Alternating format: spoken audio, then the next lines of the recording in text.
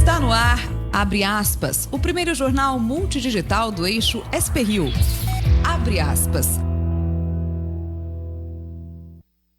Segunda-feira, 29 de junho, ao vivo pelos Facebooks da SP-Rio+, e do Jornal Vale, está no ar, o Abre Aspas, direto dos estúdios da SP-Rio+, no Jardim Aquários, em São José dos Campos, São Paulo. Os destaques desta edição. Começa hoje o pagamento emergencial do FGTS. Brasil chega a 57.622 mortes por coronavírus. No mundo, são mais de 500 mil óbitos. Ministério da Saúde gastou menos que 30% dos recursos no combate à pandemia. São José dos Campos e Semadem vão monitorar Covid-19 por meio de aplicativo. Essas e muito mais notícias já já. Fique com a gente.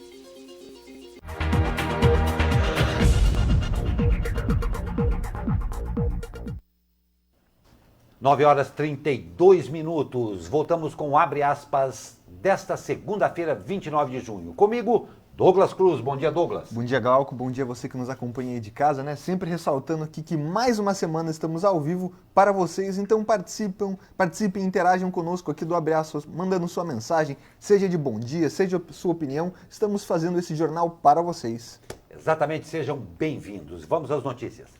A Caixa começa a depositar hoje até R$ 1.045 do FGTS emergencial para nascidos em janeiro. Os depósitos vão até 21 de setembro, seguindo o mês de nascimento dos trabalhadores. Os valores serão depositados em poupanças digitais abertas pela Caixa, em que o trabalhador poderá apenas fazer pagamento de boletos e compras online, saques em dinheiro ou transferências para contas em outros bancos seguem outro calendário, que começa em 25 de julho e que também varia de acordo com o mês de aniversário. Tem direito ao dinheiro do saque emergencial do Fundo de Garantia os trabalhadores que possuem contas ativas do emprego atual ou inativas de empregos anteriores no FGTS. Os trabalhadores que tiverem o direito ao benefício, mas não quiserem retirar o FGTS, devem aí, em prazo de 10 dias após o período de recebimento, informar a Caixa que querem fazer a devolução ou não mexer no valor depositado. Portanto, você aí que tem esse direito, e fique atento na sua conta, caso você não queira retirar ou queira, porque é muito importante esses prazos aí, tanto de retirada quanto da devolução. Sem dúvida, muita atenção aos prazos. E os contribuintes têm até prazo, acabei de falar em prazo, olha só, os contribuintes têm até a noite desta terça-feira para enviar a declaração do imposto de renda à Receita Federal e assim, claro, evitar o pagamento de multas. A Receita espera receber 32 milhões de declarações dentro do prazo legal. A multa para o contribuinte que não fizer a declaração ou entregá-la fora do prazo será de, no mínimo, R$ 165,74. O valor máximo será correspondente a 20% do imposto devido. Além disso, o CPF pode ficar irregular, o que pode impedir a liberação de empréstimos, tirar passaporte, obter certidão negativa para venda ou aluguel de imóvel e até prestar concurso público até que tudo esteja regularizado. Então, atenção à data. Glauco, o senhor aí já entregou o seu imposto de renda? Já declarou? Pois é, eu sou meio nazista com relação, no bom sentido, pelo amor de Deus, com relação a isso daí, mas lá no começo, quando não tinham estendido aí, no primeiro dia eu já fui lá e entreguei, eu prefiro fazer assim. Pode ser meio coisa de velho, mas eu já fiz lá em março isso daí. Precavido. Precavido, exatamente. Não teve fila, foi uma beleza. Exatamente. Foi 10 minutos o negócio. Glauco, algumas participações aqui. Valderi Teixeira manda bom dia aqui pra gente. Ótimo dia pra você, Valderi. Pegando mais mensagens aqui. Ana Souza, Eugênia Minicucci. O Joaquim aqui mandando bom dia pra gente. Ótimo dia para todos vocês. Ana Souza ainda comentando aqui dos nossos aqui tons de rosa. Eu um tom um pouco mais claro. Glauco hoje num tom um pouco mais escuro. Muito obrigado por participarem aqui conosco do jornal Abre Aspas. Pois é, só uma observação, a gente não combina antes não, né? Exatamente. Vamos deixar bem claro isso daí, foi pura sorte. Pois é, líderes partidários se reuniram neste sábado para tentar chegar a um acordo e garantir a votação do texto que adia as eleições municipais. O plenário da Câmara está bem mais dividido do que o Senado, que aprovou a proposta de emenda constitucional por ampla maioria, marcando a nova data para novembro. Alguns partidos do bloco parlamentar conhecido como Centrão, por exemplo, vinham defendendo a manutenção das eleições em outubro, assim como prefeitos e vereadores que querem a reeleição e temem aí ficar sem recursos em novembro por causa da pandemia e o impacto que os cofres vazios pode ter nas urnas. Para evitar um desgaste maior com os prefeitos, deputados acertaram nas reuniões deste sábado que a votação do adiamento das eleições virá acompanhada da aprovação de uma medida provisória, garantindo a recomposição das perdas de arrecadação de municípios por meio de fundo de participação.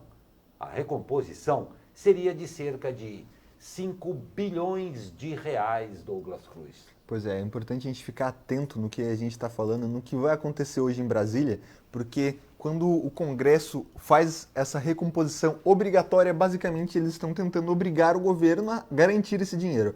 Mas se o país e o mundo inteiro está nesse momento de percas, é um momento normal, a gente está perdendo arrecadação, está perdendo dinheiro, semana após semana nós estamos noticiando isso aqui no Abre Aspas, não pode faltar dinheiro para eleição. Basicamente é isso que eles estão falando.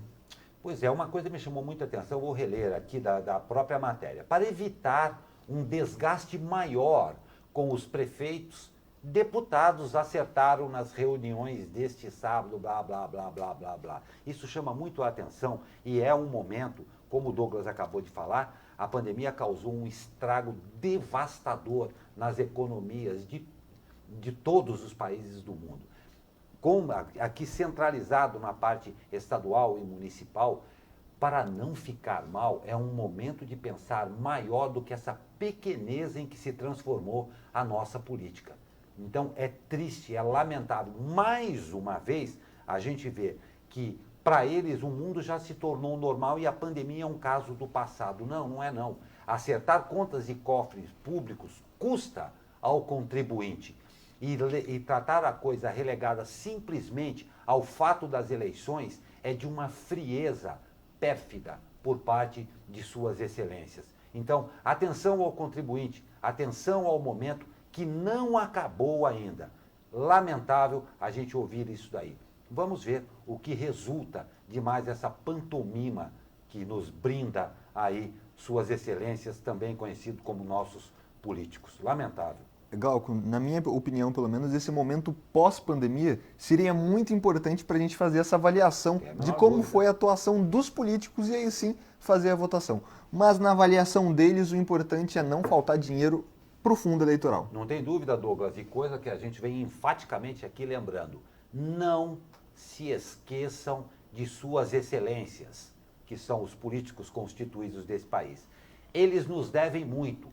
Saiba aonde se escondeu o político que você votou, tá? Porque agora, em busca do dinheiro, eles voltam ávidos, jurando que tudo de bom que aconteceu foi por causa dele. Mentira, tá? Fiquem sempre atentos. Continuando, procuradores integrantes do grupo da Procuradoria-Geral da República, que atua em processos da Lava Jato, pediram demissão coletiva na sexta-feira. O pedido é uma reação à visita da chefe desse núcleo e braço direito de Augusto Aras, a subprocuradora-geral Lindora Araújo, à força-tarefa da Lava Jato em Curitiba. Em ofício ao Procurador-Geral da República, os procuradores do Paraná disseram que a ida de Lindora ao QG da Lava Jato em Curitiba configurou uma busca informal que visava obter informações, procedimentos e bases de dados da força-tarefa em diligência efetuada sem prestar informações sobre a existência de um procedimento instaurado, formalização ou escopo definido. Disseram ver o ato com estranhamento. Na nota divulgada no domingo, Aras afirmou que, apesar da Lava Jato ter êxitos obtidos e reconhecidos pela sociedade, não é um órgão autônomo e distinto do Ministério Público Federal. Uma notícia para todos nós ficarmos absolutamente atentos, não? Exatamente. Isso significa que até propriamente dentro do Ministério Público Federal, até os investigadores não estão se entendendo. Então temos aí o Procurador-Geral da República, Augusto Aras, dando essa resposta dura a esses outros procuradores lá de Curitiba que pediram demissão. Enfim, até dentro da própria Operação Lava Jato a gente tem esse desentendimento. Então vale a nós aí ressaltar que nesse momento temos que ficar muito atento no que está acontecendo em todos os âmbitos, incluindo dentro do Ministério Público Federal. Não, pois é, uma parte interessante da flexibilização é que já existe por parte de alguns segmentos, que claro tem que correr atrás literalmente do prejuízo, uma movimentação intensa. Nós, cidadãos, você que está podendo principalmente ficar em casa mesmo, esteja muito atento a todas estas notícias aí de intrigas palacianas e principalmente de movimentação das forças que já está acontecendo em todo o Brasil. É necessário que o cidadão exerça o seu direito de pressão. E para isso é imprescindível que você esteja bem informado com a mídia de verdade, com a notícia de verdade. Fiquem todos muito atentos, porque nós estaremos, né, Douglas? Exatamente. Atenção aqui é o que não falta. Não tem a menor dúvida. E o Brasil chegou à marca de 57.622 mortes causadas pelo coronavírus, de acordo com o balanço divulgado neste domingo pelo Ministério da Saúde. No total, o país já soma 1.344.143 casos confirmados de pessoas infectadas. Em todo o mundo, o número de mortes por coronavírus ultrapassou a marca de 500 mil, segundo levantamento da Universidade Johns Hopkins.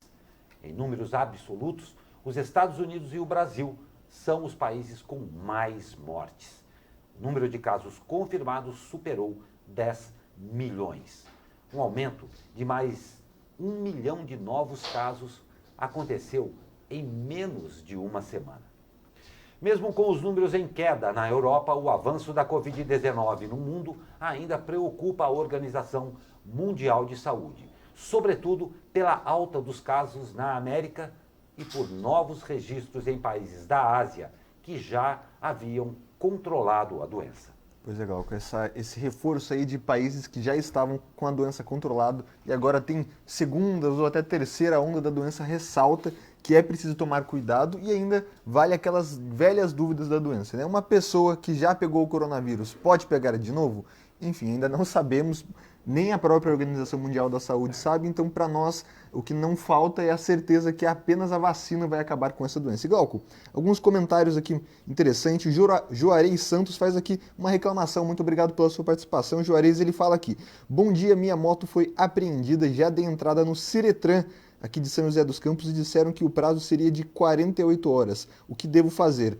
Manda sua reclamação completa em box aqui pra gente, Juarez, falando o que aconteceu, qual foi a justificativa deles, que a gente cobra assim uma posição oficial do Ciretran.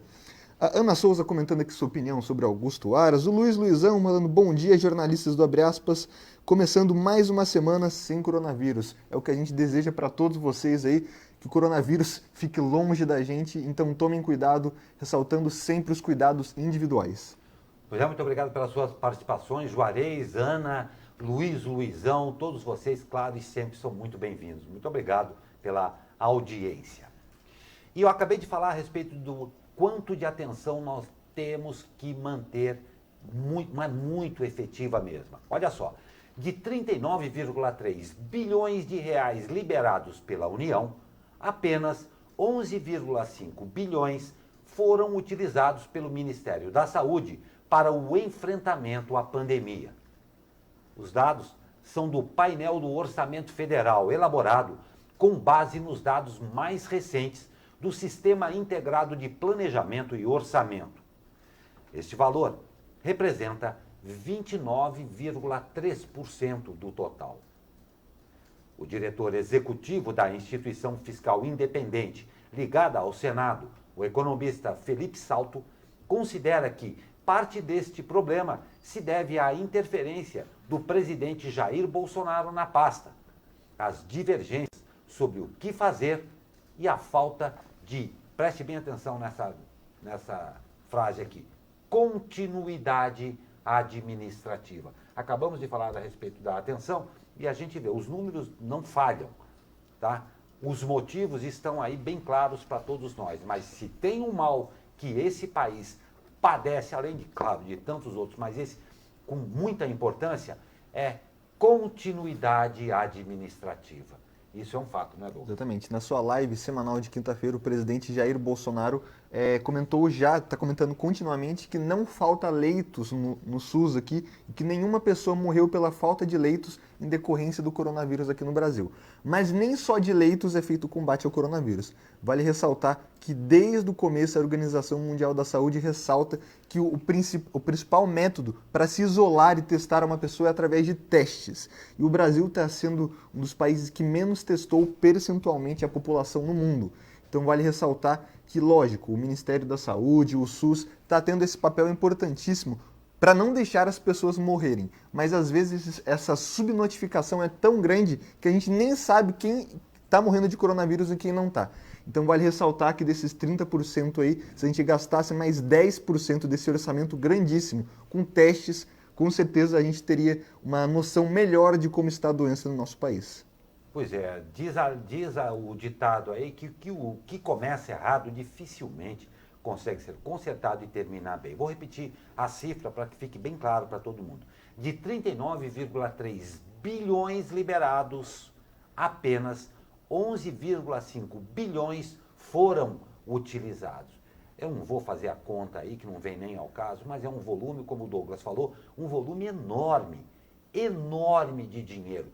Um dinheiro que não é do governo, é meu e seu, tá? Esse dinheiro saiu dos nossos bolsos e, infelizmente, já começamos a ver alguns pontos absolutamente preocupantes que fazem parte da cultura, da história do Brasil, que são o dinheiro que sumiu, o dinheiro que não foi utilizado, que foi comprado e que não chegou, e que chegou e que não servia, e, infelizmente, nós vamos ver, pós essa pandemia, infelizmente, talvez até galpões em que chegou o negócio e não foi utilizado e está lá desmontado. A coisa, se não se perder no meio de tudo isso, nós temos que estar atentos. São 20 e poucos bilhões que eu não sei para onde foi. E quem dá conta desse dinheiro? Porque já saiu do meu bolso e do seu bolso.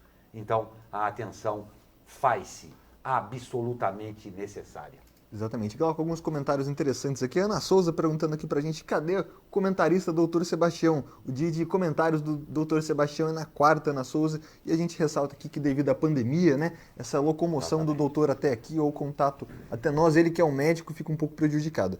Mais comentários aqui também interessantes. O Hamilton Neri faz um comentário muito legal, Glauco, falando aqui, deixa eu só pegar aqui o comentário dele, que está na hora de cultivar e resgatar a esperança. Nós concordamos extremamente em todas as palavras com você, Hamilton, que nos acompanha lá do estado do Rio de Janeiro. Obrigado pela sua participação e a gente sempre ressalta que a esperança é sim necessária e principalmente também os cuidados. Assim também como fala aqui com a gente Eulália Ferreira, que manda bom dia e boa semana. Assim para todos vocês que estão acompanhando e também os que não podem acompanhar o Jornal Abre Aspas. Não tem a menor dúvida, um bom dia a todos vocês e meu caro amigo Hamilton, que fala desde o Rio de Janeiro conosco. Ratifico e endosso as suas palavras e acrescento que no momento o brasileiro profissão esperança está um pouco demodé e a esperança tem que sim se transformar em coerente, pacífica e democrática luta e reivindicação.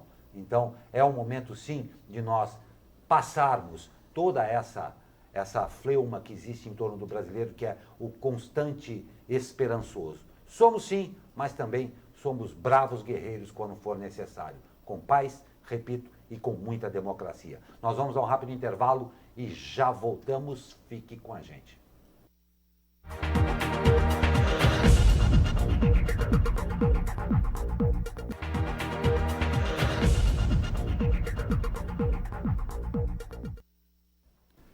Nove horas e 53 minutos, voltamos ao vivo com o Abre Aspas desta segunda-feira. Notícias regionais.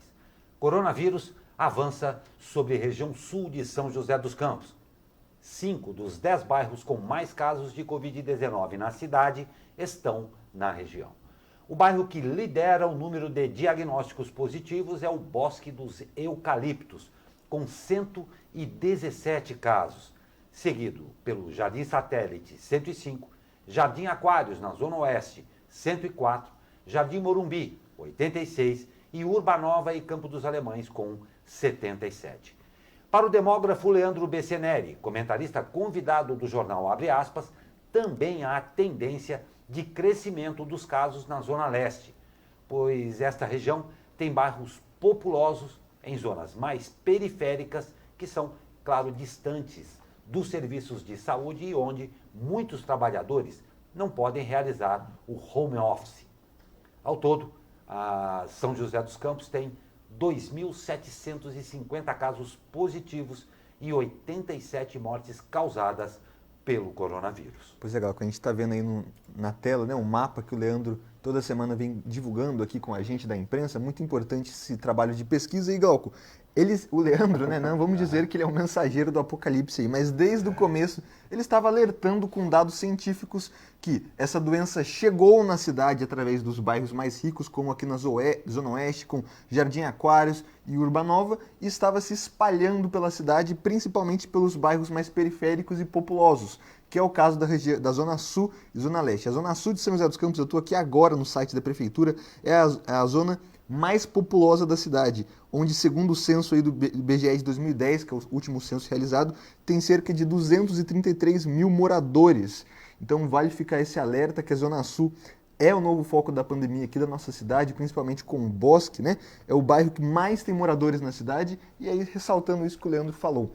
Muitas vezes esses moradores não têm a capacidade ou não tem como fazer o home office de casa, tem que pegar o transporte público e muitas vezes acaba aí contraindo essa doença. Então vale a ressalva para a gente ficar atento aqui na nossa cidade. Não tem a menor dúvida. E fato, contra fatos não existem argumentos. Está aí um belíssimo trabalho do Leandro Besseneri, claro, toda a sua equipe. Leandro Besseneri, que além de demógrafo é também cientista social e presta aí um excelente trabalho à comunidade com fatos, com números. Está aí a participação do nosso comentarista convidado, está de parabéns. Resta fazer boa utilização do que é exposto em fatos, não é?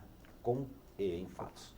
E visando conter essa disseminação, o CEMADEM, Centro Nacional de Monitoramento e Alertas de Desastres Naturais, e a Prefeitura de São José dos Campos irão desenvolver um aplicativo para monitorar os casos de Covid-19 no município. A parceria não envolve pagamento em dinheiro, somente a troca de dados. Na primeira etapa, mais informações sobre a doença estarão disponíveis no site da Prefeitura, como número de casos por rua. Numa segunda fase, os dados irão para um aplicativo onde gratuitamente o munícipe poderá consultar as informações num mapa interativo. Abre aspas. O maior ganho é de mais informações para a população. Acho que se perdeu a noção do risco que estamos correndo. Com esse material, vão conseguir ver o crescimento em tempo real, disse o secretário de Saúde de São José dos Campos, Danilo Stanzani Júnior. Interessante isso, né, Douglas? Muito importante a população ter essas informações em tempo real e na palma da mão, né, que a gente sabe que com o avanço da tecnologia isso é muito útil, muito importante para a gente se precaver e saber como é que está de fato essa disseminação da doença aqui na nossa cidade, porque, como o secretário de Saúde disse, a doença não acabou. Não tem a menor dúvida. E uma outra coisa, não adianta nada você ler um aviso de buraco à frente, ler o aviso, continuar e cair no buraco. Então, como todos os dados que estão aí, mais esses que estarão disponíveis a você, é imprescindível, assim como todas as notícias, que você faça a devida interpretação e, a partir de um senso comum, observe aquilo e cumpra o que está no aviso.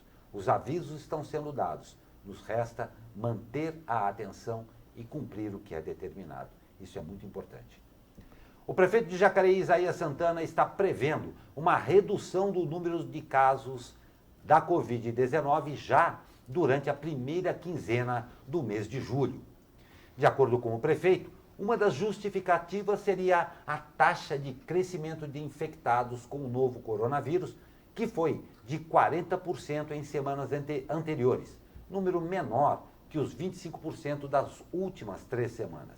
Segundo ele, os números reduzidos refletem no sistema hospitalar, que estaria equipado com um número maior de leitos do que o já requisitado. Abre aspas. Está tendo um número muito baixo de pessoas que precisam de internação. Dos 40 leitos que nós criamos até agora, só foi preciso implementar 10 e nunca precisamos usar os 10, disse o prefeito. E ele ainda caracterizou a projeção de julho como otimista, mas disse crer ser possível começar aí a organizar os serviços públicos de saúde ao longo do próximo mês, para que em agosto o município fique próximo de uma situação de normalidade. Pois é, uma normalidade que a gente está falando aqui dia após dia, que vai ser uma normalidade não rotineira com que a gente estava acostumada antes, né? Vai ser um mundo pós-pandemia bem diferente. Igual, eu estou aqui também no site da Prefeitura de Jacareí com o último boletim divulgado no dia 26, última sexta-feira. São 541 casos confirmados em Jacareí, com cerca de 850 casos descartados, número bom isso aí, e 29, infelizmente, óbitos confirmados. A cidade tem ainda cerca de 230 pessoas que contraíram a doença e se recuperaram.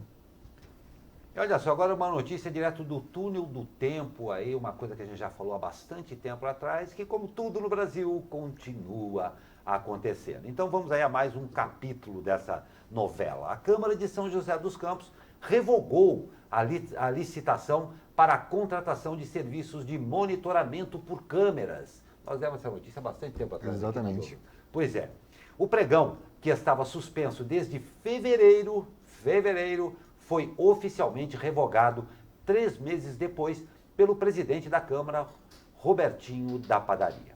No aviso de revogação, o presidente alegou que a medida foi tomada para melhor atender o interesse público, em razão da pandemia, que motivou a antecipação de recursos financeiros ao Poder Executivo. Em abril, a Câmara devolveu 4 milhões de reais à Prefeitura para reforçar ações de enfrentamento ao coronavírus. A licitação tinha valor máximo de 11,4 milhões de reais.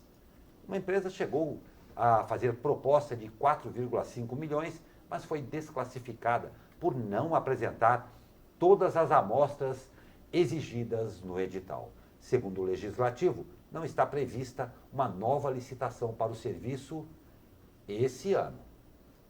Pois é, a gente tem que entender todos os lados da notícia, né? O atual presidente da Câmara, Robertinho da Padaria, justificava essa licitação como que a Câmara dos Vereadores estava com falta de segurança e precisava ter um novo sistema de monitoramento que poderia custar até 11,4 milhões de reais. Na época, há uns 3, 4 meses atrás, a gente comentou aqui, assim como grande parte aqui da mídia joseense, esse valor um pouco elevado da licitação, né? 11 milhões de reais por poucas câmeras, apenas para o monitoramento interno. Pelo menos a gente tem esse lado positivo, a Câmara teve esse bom senso, né, de não realizar essa licitação com valor elevado e pelo menos esse ano a gente não vai ter esse dinheiro gasto aí com monitoramento interno. Pois é, muito elegante da sua parte, um orçamento um pouco alto, muito elegante, Douglas. Meus parabéns a você. Com 11 milhões você construiu fazer um estúdio de televisão, mas tá bom aí.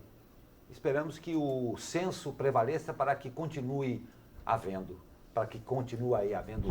bom senso, né? Vamos ver. A Polícia Militar apreendeu mais de 20 toneladas de mercadorias roubadas em um galpão no Jardim Limoeiro, zona oeste de São José dos Campos. Segundo o boletim de ocorrência, a apreensão ocorreu no sábado após a Polícia Militar ser acionada por uma empresa de monitoramento. Chegando ao local, encontrou a carga de uma carreta de desodorantes e cremes pós-barba, que foi roubada em Bragança Paulista. O local contava, olha só, com bloqueador de sinal de GPS e ferramentas para dificultar o rastreio das cargas. Quando a polícia chegou ao local, não havia ninguém. A carreta roubada foi localizada em Arujá, a carga foi liberada ao representante da empresa responsável. Ninguém foi preso. Se a gente viu na foto aí uma imagem impressionante, o tanto de caixas, né? 20 toneladas essa apreensão foi tão grande que chegou aí aos ouvidos do governador do estado de São Paulo, João Dória, que comentou no seu Twitter ali: a Polícia Militar de São Paulo segue agindo bem contra o crime e na defesa do cidadão de bem. Parabéns aos policiais envolvidos nesta bem-sucedida operação contra o crime organizado. Temos aí uma operação muito bem reconhecida que chegou até aos ouvidos do governador. Então, parabéns aos policiais militares que apreenderam essa carga de 20 toneladas roubadas. Não é brincadeira não, e uma coisa que chama muito a atenção, vocês viram aqui, o nível de sofisticação dessas gangues. É literalmente um crime organizado em que eles investem para fazer esse tipo de crime. Então, perigosíssimo, tá de parabéns à Polícia Militar mesmo, mas notem bem, tem bloqueador de rastreador de GPS, eles têm toda aí uma infraestrutura. Isto é muito, muito sério, principalmente lembrando que boa parte do progresso e de carga nesse país é via rodovias. Então, tá de parabéns à polícia e precisa se ficar muito atento mesmo. Rápido intervalo e nós voltamos com Tempo e Esporte e mais notícias para você. Fique com a gente.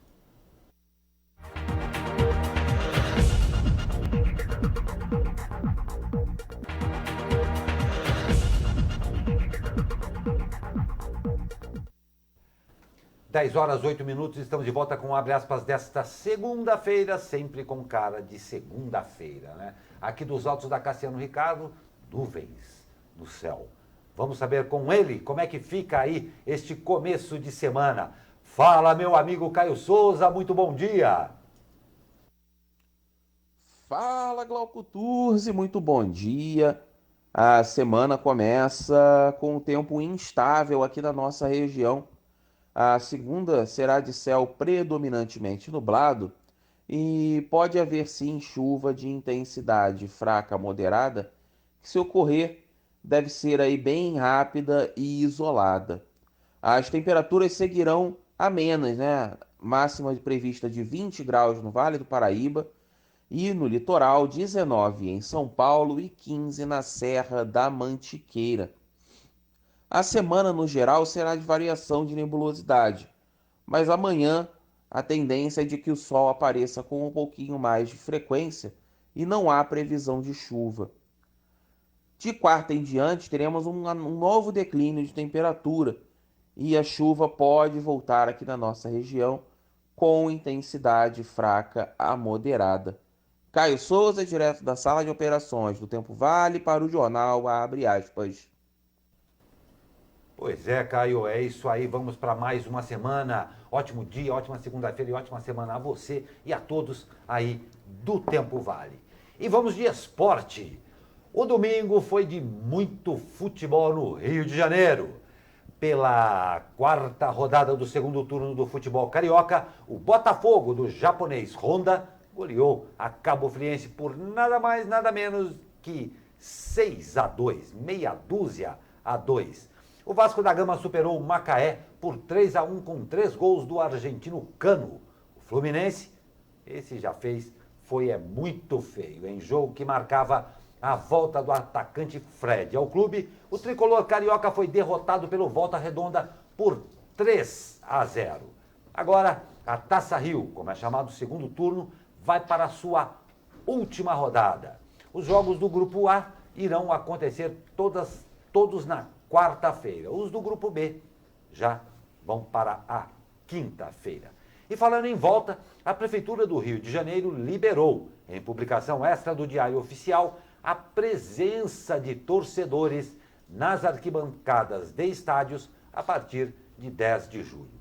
A medida foi tomada menos de 10 dias após o Campeonato Carioca de Futebol ser reiniciado com portões fechados. A volta da torcida aos estádios do Rio terá restrições, como o distanciamento de 4 metros quadrados por pessoa, venda de ingresso online e liberação de apenas 1/3 da capacidade dos estádios. Conforme a publicação, o planejamento é sujeito aí a alterações.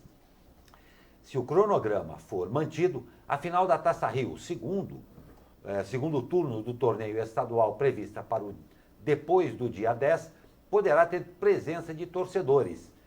Lembrando que o estado do Rio de Janeiro tem 111.298 casos confirmados do novo coronavírus, segundo, claro, a Secretaria Estadual de Saúde. Douglas, essa enciclopédia do nobre esporte bretão, você acha viável e possível limitar esse espaço por metro quadrado para torcedor dentro de uma partida de futebol no Maracanã? Eu acho complicadíssimo isso. Quando a gente fala da volta do futebol, a gente tem que lembrar que não é só o Maracanã que tem de estádio. Tem outros estádios menores, mais acanhados, com menos segurança, né, Glauco? E vale ressaltar o seguinte, nossa, o Rio de Janeiro deve estar num estado muito melhor que todos os outros estados do Brasil, né? Porque tá voltando futebol, voltando público, né? Não. Rio de Janeiro é o segundo estado com mais casos de coronavírus apenas atrás de São Paulo. Portanto, vale a gente ressaltar, né? Será que o Rio de Janeiro está tão diferente? Já está tudo melhor que aqui em São Paulo? Acho que não, hein? Olha, com certeza não. Não vamos nem ser. Daí o que a gente vem aqui veementemente repetindo. Atenção, atenção. Políticos e dirigentes de clube e tal, eles estão preocupados com o que está acontecendo com eles. Ninguém está preocupado com você, ou comigo, ou com nós todos juntos. Então, é um enorme tráfego de interesse. Atenção às notícias, vamos nos cuidar e estar atento aos números. Isto não acabou e esta doença não é brincadeira. Não, vamos continuar atentos. E a Basílica Nacional de Aparecida apresentou à Prefeitura protocolos desenvolvidos para fazer a retomada das missas presenciais no Santuário Nacional. Uma data para esse retorno, porém, ainda não está definida e dependerá, claro, da diminuição de casos do novo coronavírus na região. Nesta última sexta-feira, equipes da Secretaria de Saúde e do Comitê de Crise da Prefeitura de Aparecida visitaram o local. De acordo com o santuário, o plano apresentado detalha o fluxo que os romeiros deverão seguir ao adentrarem o complexo de acolhida da Basílica, abordando desde a aferição de temperatura corporal até a orientação sobre os locais que os fiéis deverão ocupar dentro do templo. A Basílica está aí há 3 meses sem visitantes. Desde o início, no início do período de quarentena no estado de São Paulo, o Santuário Nacional já adotou medidas que visam o combate à Covid-19. Em vários pontos, a sinalização, reforçando a obrigatoriedade do uso de máscaras, orientação sobre distanciamento adequado e higienização frequente das mãos. Pois é, a fé que é um momento muito importante, tem um papel muito importante nesse momento de pandemia, então vale ressaltar que a gente vai estar acompanhando de perto, né, essa Basílica Nacional de Aparecida aqui, que é um dos pontos mais visitados de todo o país quando o assunto é fé, então vamos continuar atentos aqui. Glauco, o pessoal comentando aqui na nossa live, né, o Luiz Luizão falando exatamente que para acalmar esse momento é importante colocar a fé em ação. Muito obrigado, Luiz. E tem até uma leve discussão aqui, a Ana Souza falando por que não está inscrita como super fã. Quem faz esse controle é o Facebook, Ana Souza, mas muito obrigado pela sua participação. Continue interagindo aqui conosco, quem sabe o Facebook não dá uma atenção maior para você. A gente está dando, hein? Exatamente. Então aqui que seja feita justiça a você e todos esses que participam normalmente aqui. Estrelinha na geladeira para vocês. Acabaram todos de ganhar uma estrelinha na geladeira, minha e do Douglas aqui, saibam que é de coração mesmo. Muito obrigado pela audiência de todos vocês, super fãs aqui do Abre Aspas. E olha só, mais de 50 anos depois que a revolta de Stonewall tomou as ruas de Nova York, pedindo o fim da violência policial contra LGBTIs, que são as lésbicas, gays, bissexuais, transexuais, travestis e intersexuais, a celebração do Dia do Orgulho LGBTI, comemorado ontem, ocupou as redes sociais para manter, claro, né, o distanciamento social em meio à pandemia. No Brasil, mais de 30 associações e entidades que reivindicam o respeito à diversidade sexual e de gênero promoveram o Festival da Cultura e Parada Online do Orgulho LGBTI do Brasil. Você vê aí as imagens do Congresso, né, iluminadas com as cores.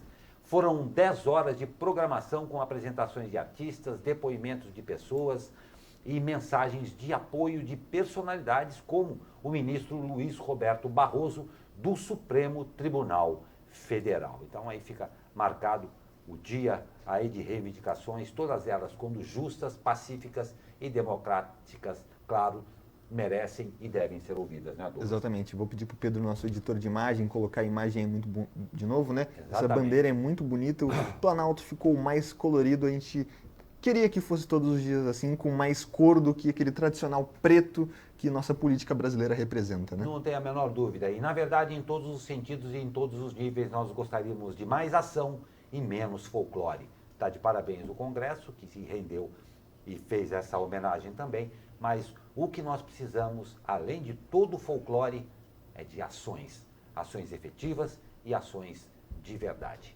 Isso é o que nós precisamos. E vamos à boa notícia, né, Douglas? Exatamente. Custou, mas chegou, né, Galvão? Custou, mas chegou. Estou até mais aliviado aqui. O grupo farmacêutico chinês China National Biotech Group informou ontem que uma vacina contra o novo coronavírus em desenvolvimento pela empresa se mostrou capaz de imunizar todas as pessoas que receberam as doses. Participaram desta etapa 1.120 indivíduos, sendo que todos produziram anticorpos contra aí o vírus causador da Covid-19. Com referência a produtos similares no passado, combinados com dados humanos existentes, sugere-se inicialmente que a nova vacina desenvolvida seja segura e eficaz, diz o texto publicado pela CNBG na rede social chinesa WeChat. Na nota, o grupo também disse ter construído uma fábrica em Pequim com capacidade de produzir até 120 milhões de unidades da vacina a cada ano, ressaltando que são estudos que estão em andamento, não está disponível ainda a vacina. Exatamente, existem muitas conversas, né, seja do governo federal ou até aqui próprio do estado de São Paulo, que falam que essa vacina vai chegar aí até o começo do ano que vem ou até o meio do ano que vem. A gente sabe que não importa de onde vai vir a vacina, o importante é que ela seja comprovada cientificamente e que chegue logo, né, Glauco? Porque a gente está ressaltando aqui dia após dia que essa pandemia só vai passar, infelizmente, quando tiver a vacina. Então vamos acompanhar sempre com esperança, né, como nosso amigo internauta aqui, Hamilton Neri, falou, sempre com esperança, tentando ver bons tempos para frente, né? Porque está complicado esse momento de pandemia no nosso país aqui, infelizmente. Não tenha dúvida, eu concordo com você, Douglas. Infelizmente, o fim disso tudo nós só vamos ver com a vacina. Até lá, reiterados cuidados em todos os sentidos e atenção, muita atenção a tudo que acontece à nossa volta, para que, apesar de esperançosos como nos é caro e tradicional como brasileiros, nós tenhamos a atitude de exigir posturas honestas e profissionais por parte dos nossos governantes. Não é, Douglas? Exatamente. Vou, para finalizar, Gal, com os comentários aqui do pessoal que participou ativamente com a gente aqui: Ana Souza, radialista Higínio Filho, Luiz Luizão, Eugênia Minicucci, Eulália Ferreira, Valderi Teixeira, o pessoal participando, Hamilton Neri, obrigado por participarem da edição de hoje aqui do Abre Aspas conosco. Amanhã estaremos de volta, né, Galco? Não tem a menor dúvida, Douglas, um ótimo dia para você e amanhã, à mesma bate-hora, estaremos aqui. Exatamente, na mesma bate-hora, na mesma bate-caverna, no mesmo bate-canal. Exatamente, e com certeza esperando por todos vocês. Muito obrigado pela audiência de hoje, uma ótima segunda-feira e até amanhã.